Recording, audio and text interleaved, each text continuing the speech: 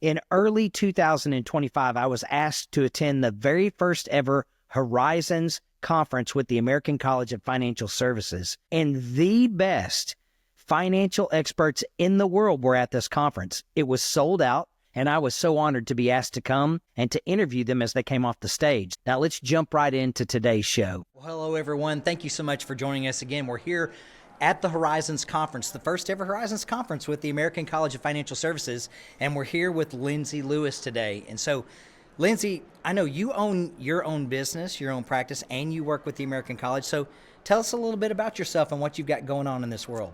Yeah, I love to joke that I am a recovering advisor. So I'm an advisor gone academic. I got into this industry right out of college. I did a CFP registered undergrad program, and so I was a CFP MBA before age 25. And with that experience, I've really loved to help and champion other folks with their career journeys within financial services. And the American College is such a wonderful place for folks to enhance their knowledge and their skill sets, and we do this through degrees and designation programs. Well, it's fantastic because we're here at the conference, first time ever, and in my opinion, the world's best financial minds are all here together. And we didn't meet till yesterday. We've talked a little bit online back and forth, but we're meeting for the first time, and then we share a lot of things in common, things we're passionate about. So I know you're going to be speaking at the conference. Tell us what you're talking to everyone about while you're here. Yeah, my session's around overcoming financial planning challenges facing modern women, and it really is honing in on those key financial planning decisions that clients are making and how financial advisors can coach them. And one area that we talked about is really around health and longevity, especially as it relates to women. Yes. And so I know I talk a lot with our clients, and I see this every day. I was telling you that a lot of times I'm sitting across from a man and a woman, and I will say, I'm going to tell you to the men, I'm going to pick on you because generally we're older and we die first. And historically, right now, I think it's about 5 to 1. There are 5 widows to every widower. And so a lot more females having to navigate through this world of financial planning after losing a best friend, a spouse, a life partner. It's difficult. And a lot of times, not always, but a lot of times he handled all the finances. So she's left holding the bag with figuring life out. And that's a challenge. I know you talk to everyone about that. It's such a challenge, and it's so important to remember that emotional intelligence and that empathy for advisors. And it was really interesting. One time I had a client, and they ended up her spouse didn't pass away, but they got divorced in their 80s. Okay. Right? And she had never logged onto a computer in her life. So then she's trying to champion her financial plan without access to, viewing accounts, et cetera. So it's how can we start that process and engaging the female partner at earlier ages and at earlier time frames. There's an interesting study by Merrill Lynch, too, that says that financial advisors spend 60% of their eye contact time on the male and only 40% on the female client. Wow. So it's really important to be intentional about, just turning and asking her questions directly and getting her involved. And maybe that looks a little bit differently than your male clients, but it really is engaging in that conversation and getting to know her.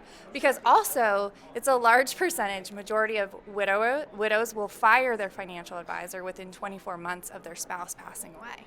That's very fascinating to me, and I think about that. You mentioned something. It's not just death; it's divorce. Right. And one of the big topics right now in the financial world is this topic of graying divorce. So one of the fastest growing age groups experiencing divorce is people with gray hair. Correct. It's your 60s and your 70s, and so a lot of the times, if they're working with the same financial professional, well, there's going to be a rift there. There's going to be a divorce there too. Someone's looking to hire someone new to talk to someone else. And a lot of times, maybe if one spouse handled all the financial planning, the one that didn't do any of it's having to learn. They need help. They need someone holding their hand. Yeah, it's really important to have those conversations. Another thing that we chatted about is just how long women are going to live, right? So Right. If both spouses are alive at age 65, there's a 50% chance that one of them is living to age 90. And the largest expense that you'll experience in retirement is actually healthcare related expenses.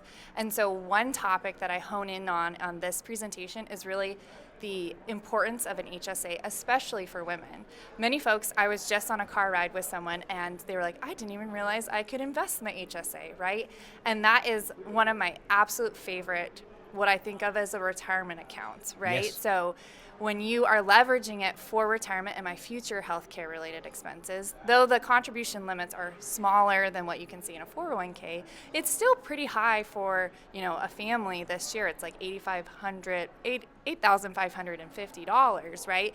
So if you compound that over, 30 years at a 6% interest, that's, north of $400,000 that can be used for healthcare related expenses in retirement, which is likely going to be your top related expense in retirement.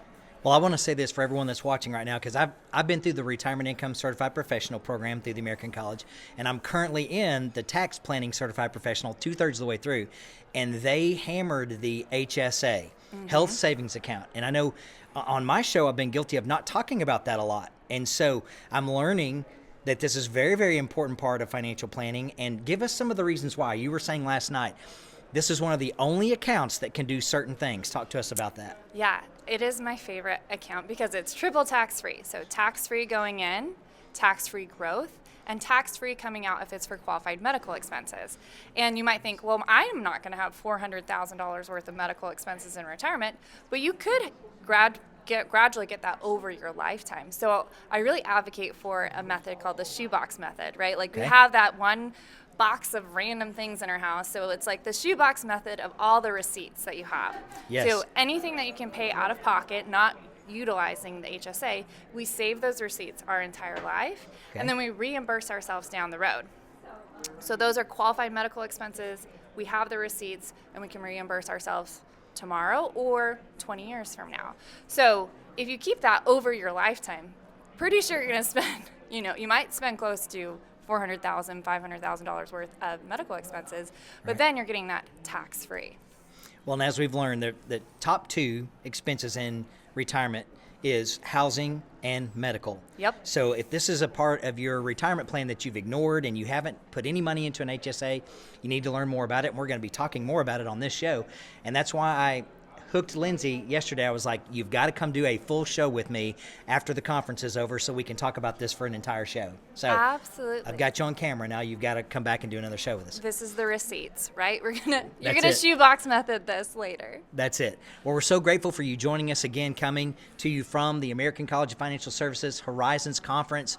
All these gathered together financial professionals from all across the United States. We're so grateful for Lindsay joining us today. So thank you. Thank you so much, Brad.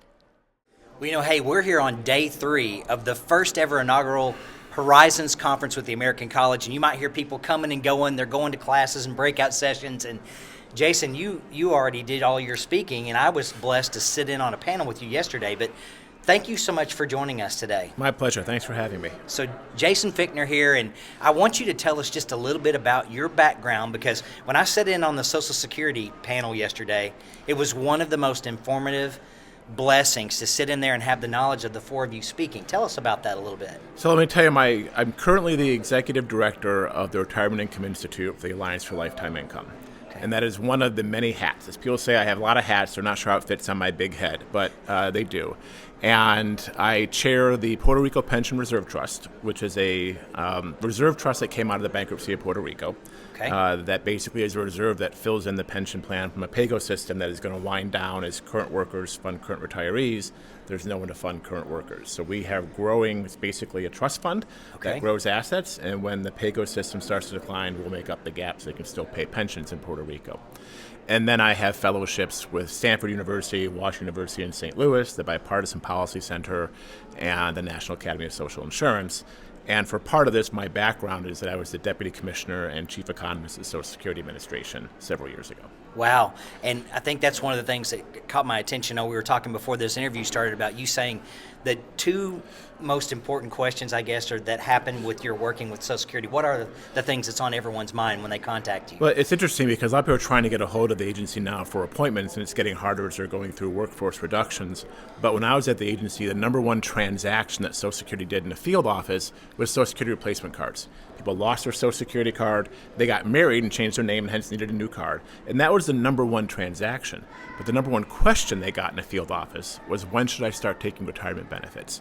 And that's something that's on everyone's mind because they're concerned, do they take benefits at 62? Do they wait now to 67, wait till 70? And the language can be confusing for people. The agency still uses something, we call it the early eligibility age for 62. Yes. But who wants to be late for benefits? So they think that's early eligible. Of course I should sign up. And then we call age 67 now the full or normal retirement age. What's normal about 67? And if you say full, that implies you can't get any more. But of course, as you know, you can. Yes. You can delay to 68, 69, 70 and get more. So we're trying to get the agency to change the nomenclature to say age 62 is now your minimum monthly benefit age. Age 70 is your maximum monthly benefit age. Imagine talking to your clients and just say, here are your choices, minimum or maximum. They're going to say, what? Can you please explain that? And that allows you to have a discussion about the income they need in retirement and the protection that Social Security provides, along with the assets that are being managed by Well, you know, it's so confusing. In our world of financial planning, there's all these ages, there's all these acronyms, there's all these rules. There's age 59 and a half, there's age 62, there's age 63 when IRMA starts to come into play because of your income 2 years later. There's age 65 turning on to Medicare. Then there's the one you talked about yesterday. It really stuck in my mind. I've never heard anyone use this example. You talked about full retirement age and you said a cup. When a cup's full of water, you can't pour any more in it. It spills over. It spills over, so people are thinking, okay, I'm going to wait till full retirement age 67. But what'd you say about that yesterday? That's not really as high as it's not really. You can get more. I mean, for each additional year you delay, you get basically roughly an 8% increase. Yes. And again, that's an 8% increase in your monthly benefit amount that not only lasts for the rest of your life, but it's also inflation protected for the rest of your life. And so just changing the nomenclature. What if we just said anything below age 70 is a penalty? Imagine how that changes your conversation with the client or the public. When someone says, when should I claim? And you say, well, anything before 70 is a penalty. They're going to, what do you mean? And right. But that starts that kitchen table conversation that everyone needs to have to talk about like the importance of Social Security and the importance of the assets they have and how you generate income in retirement. And so remind us, if you're age 62, but you defer all the way to age 70, how much of an increase is that? Oh, I'm glad you asked. So let's start with what we call the normal or full retirement age. And it's right now for like me at 67. Okay. If I was supposed to get a $1,000 monthly benefit at age 67 from Social Security, if I instead claimed at 62, I would get $700. Okay. That's a 30% reduction in your monthly benefit amount that lasts for the rest of your life. Yeah. And it also impacts your spousal benefits if that's an issue. If I delay claiming to age 70, I would get $1,240 a month, or a 24% increase. So a 30% reduction, 24% increase, but the difference between age 62 and 70 amount is a 77% increase. Wow. That is huge, and that's inflation adjusted again for the rest of your life. Yes. So when people think, oh, it's 62, I'm going to stick it to the government. I heard y'all saying that yesterday. I'm going to sign up today. You're really sticking it to yourself. That's exactly it. And I'm not a big fan of the stick it to the government phrase. If you really want to stick it to them, then you should delay 70 and live forever, because that way you're really sticking it to them. That's it. So I tell everyone, when it comes to the Alliance for Income, I want you to talk about that a little bit, because I love annuities. I'm an annuity guy. I own 8 annuities. There's a reason why. I want to live as long as I possibly can, and I want to stick it to the insurance companies. The longer I live, they have to keep paying me for the rest of my life. So let's talk about, I know there's Social Security, there are pensions if you're lucky to have them, there are annuities. They're really the only forms of guaranteed lifetime income. Let's talk about this a little bit. Well, and then you just hit the main points. What we're doing at the Alliance for Lifetime Income is we started this several years ago to change the narrative. Because again, if you went out and asked somebody on the street, would you like to get a paycheck in retirement? They would say yes. Would you like to make sure that you don't outlive your savings? Mm-hmm. They would say, oh yeah, I want to make sure that savings last as long as I do. And you say, would you want that guaranteed? They'd say yes to all 3. Then if you said, do you want an annuity? They'd say no. Yeah, but you just told them what it was. So now we're changing the narrative of protected income, talking about protection as an asset class or income as an asset class. And then we're working with people now to talk about like redefining the 3-legged stool. So when you and I were much younger, the 3-legged stool was Social Security, your defined benefit pension plan, and personal savings. And those 3 legs made a stool that was stable. Right? You didn't teeter over. Social Security has financial challenges, but I'm sure they're going to solve them. Right. The DB pension system, though, has basically gone away from most people. Some state and local governments still have pension plans, but for most of them, that DB leg is now a DC plan. That's your defined contribution. Yeah. But when people save, we tell them save, save, save. Then they turn retirement age, we say, have fun, go. Yeah. Yep. And they don't know what to do, and they get paranoid, and they get very nervous about spending down their assets. So what we're helping do now is the research and products to help turn some of that DC assets into protected income, on top of Social Security. Because again, most financial planners say you want to have 70 to 80% replacement rate of your income in retirement. Social Security is designed, on average, to replace 40%. Okay. So where does that additional 30 or 40 come from? For many, they had a DB plan. Right. They don't have that now. Now you've got to generate that income from a DC plan, either through annuities, a managed payout, something, and that's where advisors can help people today, and that's what we're doing at the Alliance for Lifetime Income. That's so fantastic. You know, I know another one of the speakers yesterday had a lot of graphs and charts about how often the average person changes jobs during their career. And they even actually used their mother and their father as an example, where the father worked 2 years here and then 45 years here and then 6 years here and is still working. But the mother, it was 2 years, 3 years, 4 years, 2 years, 5 years. And she talked an awful lot about how when you have a 401k, when you have a defined contribution plan, you either contribute or you're not going to have anything there. A lot of times, stats say that people forget to sign up. If they change a job, they forget to re-enroll, or they roll over something and then they leave it sitting in cash and they don't even invest it. And so it's talking about this major problem we have. Boy, annuities and things like this can solve a huge part of this problem by giving people guarantees, putting it on autopilot and letting it roll up without you having to think about it. Yep, that's exactly right. And as we start moving forward with public policy proposals to help people have automaticity in their plans, I think we're going to start seeing more in-plan annuities and like target date funds, et cetera. So when people sign up, because now when people get their DC plans, so most people now basically do a hybrid or do some sort of target date fund for retirement. So the allocation rebalances over time for them. Imagine if we now put an annuity into that. So when they're 50, 55, it starts changing some of that bond income into annuity income. And they start getting their annual statement and they see that pie chart. It has equities, fixed income, bonds, and then that has like protection or guaranteed income. They're going to start expecting it. When they retire, no one has to say, do you want an annuity? They're going to say, hey, you told me every year I was going to get some money. I'm expecting that now as my paycheck in retirement. So good. Friends, thank you so much for joining us. Another expert here with the American College of Financial Services at Horizons 2025. Jason, thank you so much for joining us today. Thank you for having me. Well, hello, everyone. We're so grateful to be here again today, day 3 of the Horizons Conference with the American College. And we have a great guest with us today. My good friend, he's been on the show several times, Don Graves. Thank you for joining us today. Thank you, Joe Rogan. I'm so excited to be here. Absolutely. Well, I told my wife I was with Joe Rogan, but Brad Pistole is my good friend. Thank you for having me. She won't know because she doesn't know what She doesn't know who Rogan is. So. That's right. So we're good. We're good with that. Well, hey, we're so grateful for you being here, and I know you're talking today. Yes, sir. And you tell us a little bit about what you're going to be talking to everyone about here today at Horizons. I'm going to be talking about the fourth bucket in retirement. The fourth bucket in retirement. Well, tell us what that is. Well, those who do retirement income planning know that retirement's going to last longer, be more expensive, and less predictable, and you need to have every available asset at work for you to create these sustainable plans. So most financial advisors are using 3 primary buckets. The income bucket, Social Security, pension, employment, still working. They're using the investment bucket, IRAs, 401k, things of that nature, and the insurance bucket, fixed and variable annuities, whole and term life insurance. And I said, now those buckets have to last as long as your client does, keep up with inflation, and I often ask the advisor, is that going to be enough? Are they going to make it with just those 3 buckets? Right. And I think an honest advisor says, I'm not sure. And I said, well, is there any other bucket they can use? I said, I don't know. I said, there's a 4th bucket. It's called housing wealth. 87% of retirees in America own a home. And I said, there are 52 retirement income strategies that we can do when we combine that 4th bucket with the other 3 that can dramatically change retirement outcomes. So that's what I'm going to be talking about here at the American College is 5 conversations that are changing the retirement income planning scenario.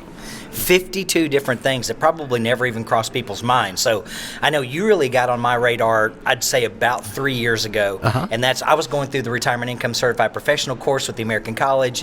And of course, all my work back and forth with the Ed Slott group, and you're at a lot of the events, and I'm like, I think this is a part of the financial planning picture that I'm missing out on. I'm like you said, most people think of the other buckets. If you ask someone, what are your retirement planning accounts, they never think about housing as part of that. No. So why is it that people forget about one of the largest assets they have? I think it's just we've lived in that house 20, 30, 40, 50 years. It's not something we think about often. But I tell folks, yes, you have. You've thought of housing wealth before. I said, you bought your first house, You went to the bank. You didn't have $100,000 or $500,000, so you leveraged the bank's money so you can begin building your retirement savings. So when the kids need to go to college, you wanted to fix up the house. You didn't then go draw from your savings you were building up. You leveraged it. You got a home equity loan or line of credit. Now that we've gotten to retirement age, and what's an age-appropriate equity release strategy? You've already used your home. Now what do we do now in retirement? And that's when people don't think, oh, well, is there a way for me to get money out of my home? Now here's the key. Can I get money out of my home in the form of a home equity loan without having to make mandatory monthly mortgage payments? Right. See, if I can protect my cash flow, then it opens up a world of opportunities. And that, Brad, is what people don't realize, is that, wait a minute, I can borrow money and not be required to make a monthly mortgage payment until I permanently depart that house? Well, what does that do? And I said, well, let me tell you, there's a world of opportunities that does. So I think it just doesn't cross people's minds. And I think advisors have gotten scared, particularly when we say reverse mortgage. You ever hear reverse mortgage mentioned at the barbecue? What happens?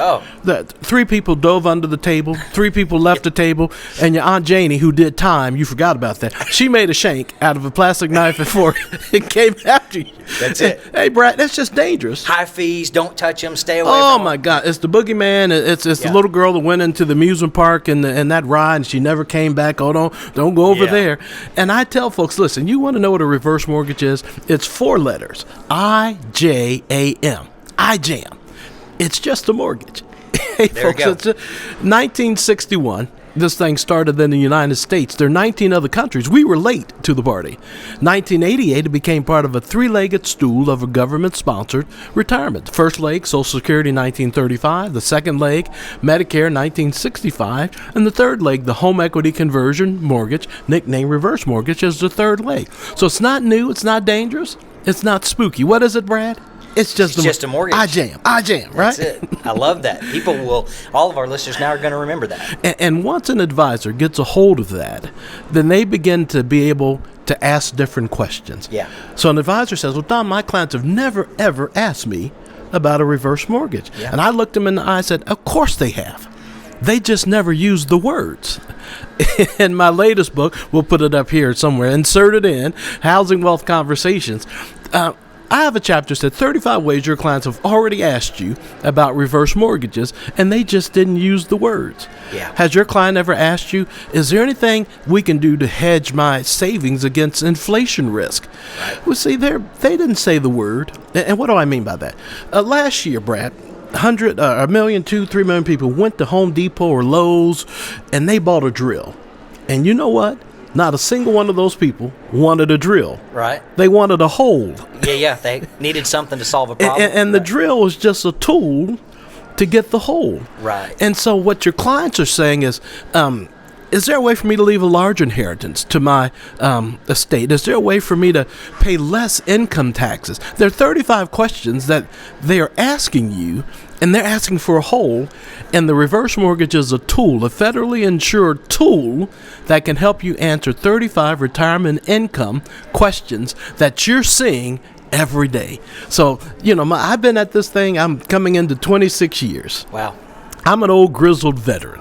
Yeah. And I've talked to some 40,000 financial advisors, and my joy is when the light bulb goes off, when someone says, whoa, I didn't know what I didn't know. I said, what if you could leave your children 4 times the inheritance after using a reverse mortgage than you did before? And I can just go step by step. And my goal is to get someone from net negative, oh, those things they suck, and to saying, wait a minute, are you saying, whoa, hold on? And that's how I got to the American College. I was on a task force with Dr. Wade Fowle. Yeah. And he said I was learning about reverse mortgages on the plane ride down. And I said, Wade, when we get back to Philadelphia, let's go get something to eat. Yeah. Now, Wade's my buddy. If you've never seen Dr. Wade Fowle, he's about this big. He's not a big old Kentucky man. He's not a Kentucky boy, but he eats like that guy that wins the Nathan hot dog eating contest. Yeah. I mean, you know it. You all know that. You ever seen Wade eat when he's unguarded? Man, he can throw down. And so we were buddies after that. I said, I'll take you to the barbecue, man. We can go down to Kentucky. But Wade said, come to the college and And I shared with the dean, the president at the time, 17 faculty. They put me on camera, and next thing you know, I was off to the races. Yeah. Because people step back and say, wait a minute, we didn't know what we didn't know. When this thing is appropriately used, it changes the retirement income conversation. Yeah. And so they said, hey, Don, will you create some content for the RICP? And it's still in there, and then 355, the third of it. People said, I never saw you. I said, you were cheating by the time you got to 350. You were reading the content, not watching the videos. Yeah. I know what you did. And but it's a beautiful thing. And because of guys like you, guys that get it, guys that are forward-thinking, progressive, and not afraid to say, hey, we're living in a world that's different. Yeah. We need you're a AAA advisor, Brad. You know what AAA means? All available assets. That when you're looking at a client's retirement income scenario, I say to you, are you a AAA advisor? Are you using all of their available assets? Their income, their investments, their insurances, and their housing wealth. It's critically important. Well, I love what you said just a minute ago. You said you don't know what you don't know. And we say that in this industry all the time. If you don't know something, you don't know that you don't know it. So you think you're telling someone the right information, but you maybe don't have all the stories. So I'm so grateful for you, having known you and developed a relationship with you. And if you're watching, you want to know more about this. Of course, I attended one of his webinars last week to continually get training on this. How do they find you? Easy. You can find me www.askdongraves.com. That will redirect to me, askdongraves.com, and just connect with me there. Well, we're so grateful to be back with you here at the American College at the Horizons 2025 inaugural event. This has been fantastic. And it's kind of winding down. We're at the end of day 3 here, or in the middle of day 3, actually. And we have Sophia Duffy with us. So Thank you so much for joining us. Thank you for having me. You know, this is a great honor for me because I've been through an alumni. I've been through the RICP program. I'm currently in the TPCP program. And so it's awesome to sit across from someone. You're watching all your videos, you're doing the instructional, the teaching, and I'm sitting here next to you, so I'm grateful to have this experience. And I'm grateful for you that you are an alumni and a student, and I hope you're finding value in our programs. I could just go on and on. We could do the whole show about how important education is. And so I have a degree in education. I tell everyone how I ended up in this business is kind of a unique story. I have a degree in education, even though I never taught in the classroom. But then I kept that license active for years and years and years. And because I had a father that was 52 years in the industry is how I ended up in the industry 17 years ago. But I thought, when you start off and you don't have any experience or any background, you better start studying and getting some letters behind your name. And so that's how it all started. And it'll never end. Like I have 4 different designations right now, adding a 5th, and it'll just continue. So education is huge. It's important. I agree. And I also kind of came to this a little unusually in that I was a practicing CPA.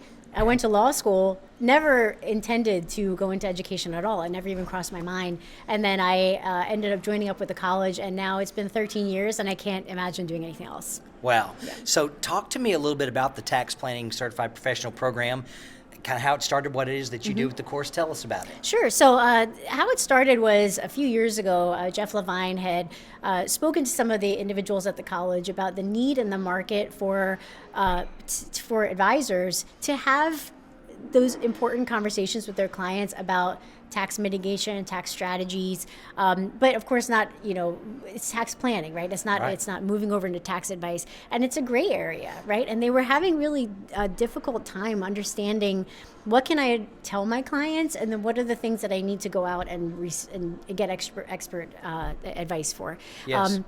But really, clients are coming to their advisors as the first line of defense, right? They want their advisor to help them look at that long-term tax horizon and say, what are the things I can do today that will help me mitigate my taxes over time? Knowing that we really never know what's going to happen, and based on today's environment, who knows what's going to happen tomorrow with taxes. Yes. But it's always good to have that trusted person that's looking down that horizon and saying, hey, let's think about these different options. Or based on your circumstances, here's the 10 things that we want to sit down and talk about, because maybe you're about to retire, right? Yeah. What are the things that we want to think about today for that time horizon? That's great. And I'll give a shout out to 2 people in the program. So Jeffrey Levine and Ed Slott. Yes. I joined the Ed Slott Elite IRA Advisor Group back 15 years ago, right when I was starting Safe Money Radio. That happened at the same time. That's when I met Jared Trexler, when I didn't really know anything about the industry, but I knew I needed to be aligned with people who were very educated. And so now I'm in my 16th year in the Ed Slott Group, we meet twice a year to do the ongoing education. So it's different than a designation program or being in school. It's every day. We're getting emails every day from them about something that's changed, something that happened with a rule.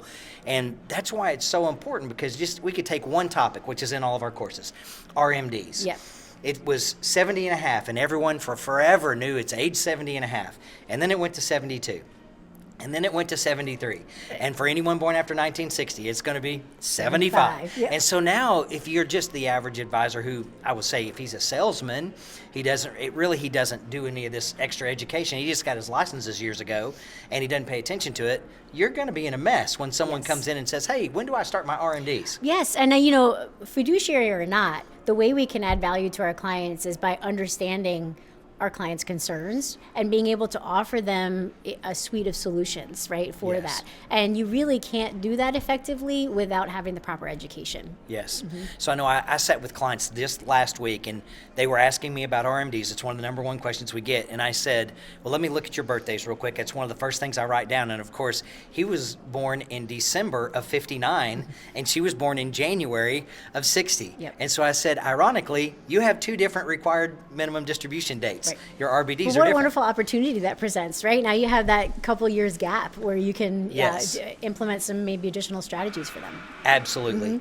So let's talk about this then. When it comes to financial planners, they're all over the world. In any given city, if it's got any size, they're on every street corner. It's almost like fast food, right?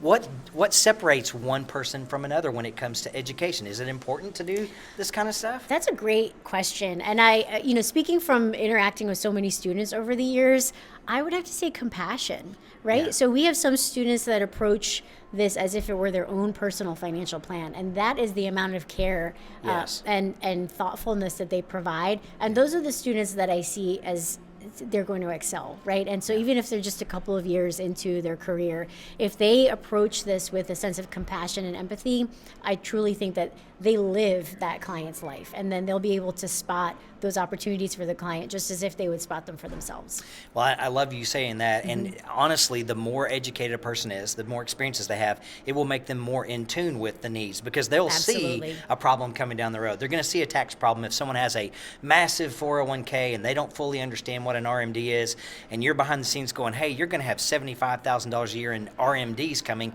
That's a problem down the road.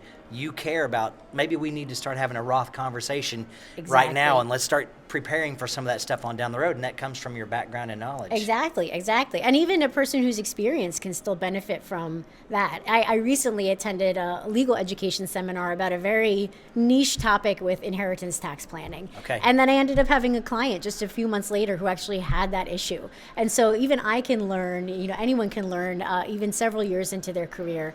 You're always learning new things. And of course, with tax laws, everything is always changing. And it's just the nature of our industry.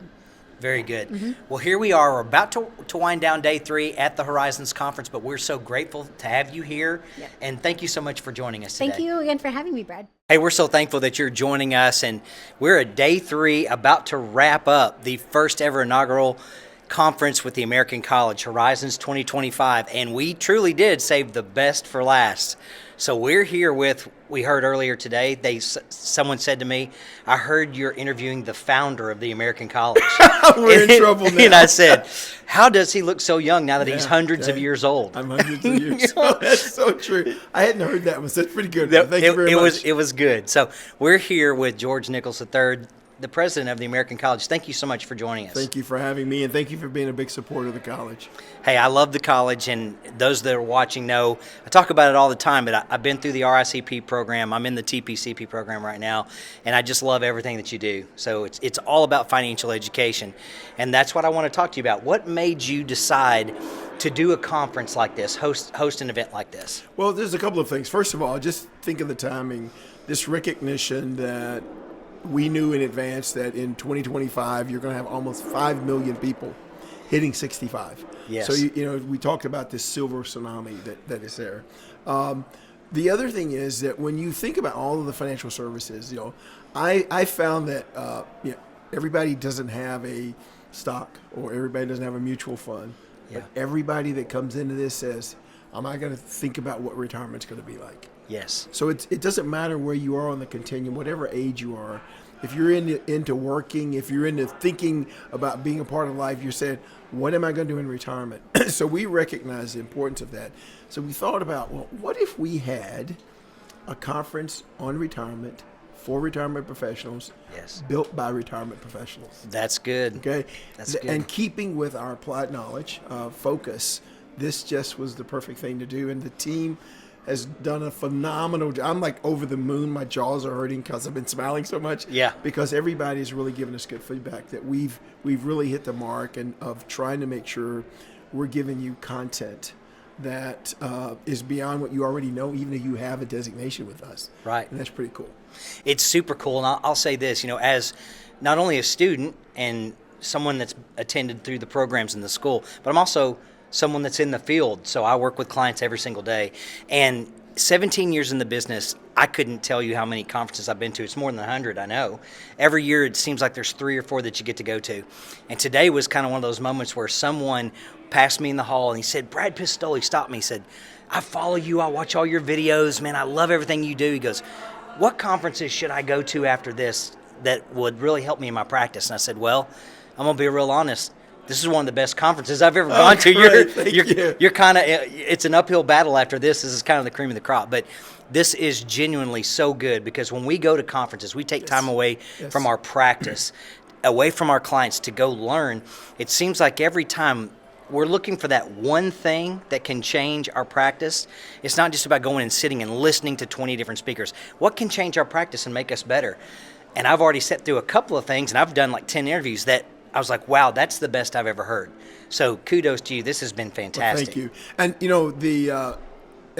And when we kicked it off and I asked the question of like, I want you to share your questions. I want you to share your insights, your experience as you go through this. And when I think about, there's people coming up to me and they're like, man, I have never taken this many notes in meetings.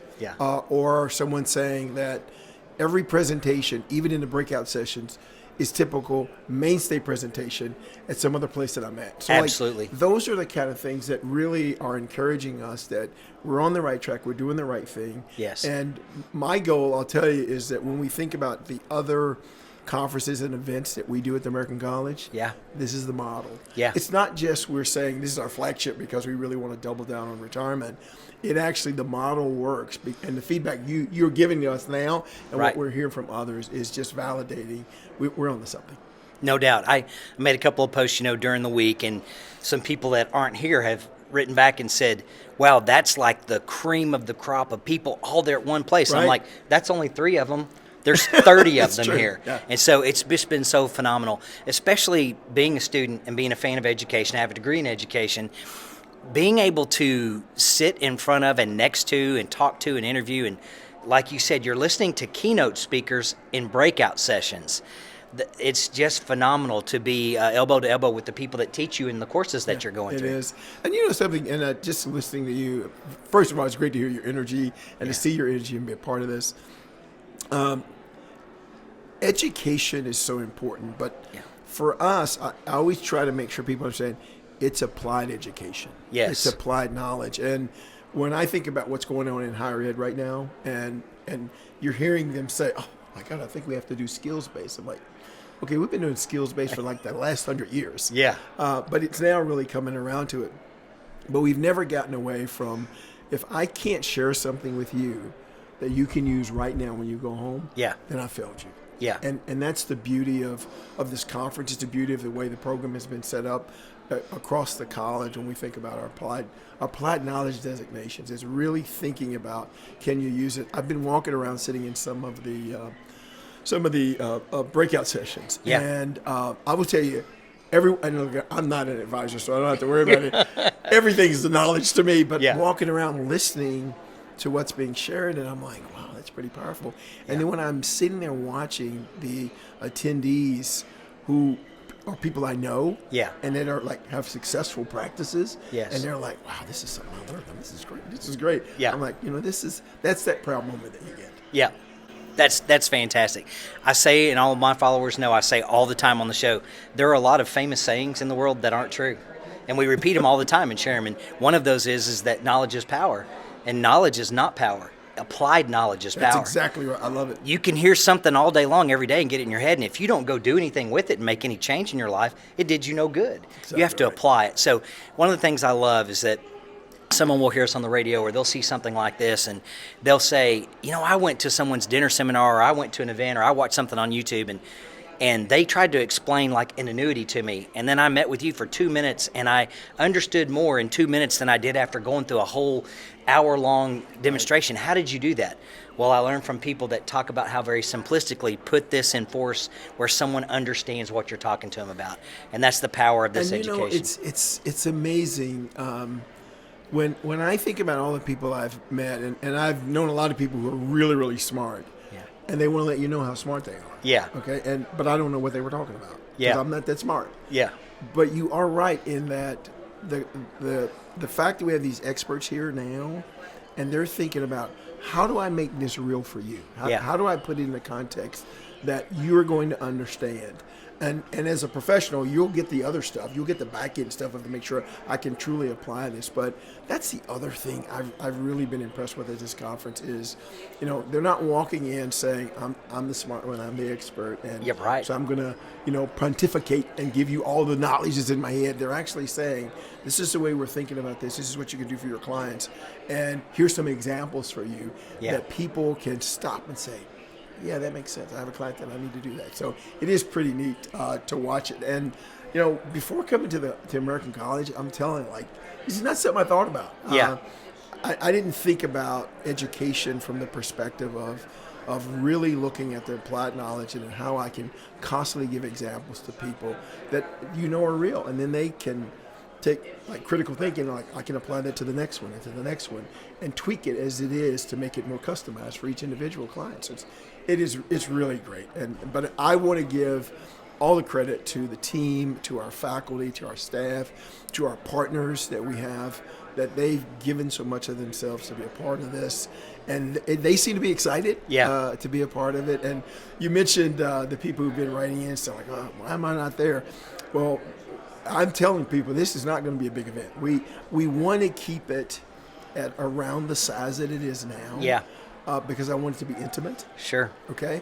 I want you to be able to walk around at any given time and be able to interact with the faculty.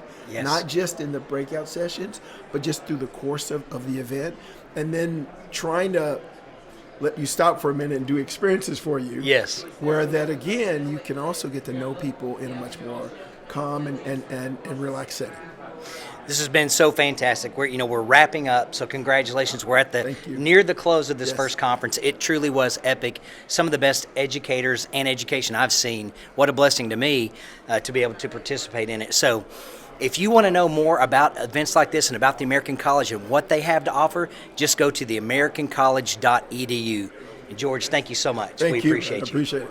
Well, there you have it, friends. What an incredible lineup. So thank you to the American College of Financial Services for putting this on for us.